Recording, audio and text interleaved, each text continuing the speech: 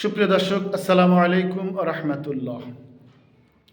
আল্লাহ রাব্বুল আলামিন পৃথিবী তৈরি করলেন, এটাতে সুন্দর বলে কিছুই বললেন না, কসমও দিলেন না। আসমান তৈরি করলেন, আসমানেরও কসম দিলেন না, সুন্দরের বিষয়েও কসম দিলেন না। আল্লাহ তাআলা 18,000 মাখলুকাতের সৃষ্টি করলেন, তাতেও আল্লাহ তাআলা কসম দিলেন না, সুন্দরও বললেন না। শুধু একটা মাত্র জীব আর জাতিকে আল্লাহ তাআলা কসম দিয়ে সুন্দরতম ঘোষণা করলেন। যেই কসমটা আল্লাহ তাআলা একটা দুটো নয়, চারটি জিনিসের কসম দিলেন।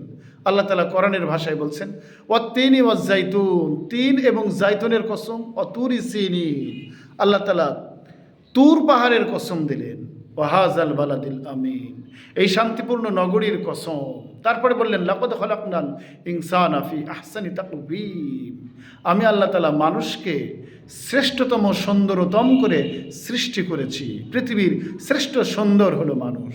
সুতরাং সুন্দর এই জাতির সুন্দর কাজ হওয়াই বাঞ্ছনীয়।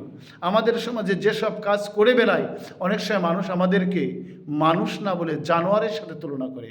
সুতরাং সবাই এখান থেকে আমরা নিজেদেরকে সরিয়ে রাখি, মনুষ্যত্বের পরিচয় দিই। আল্লাহ হাফিজ।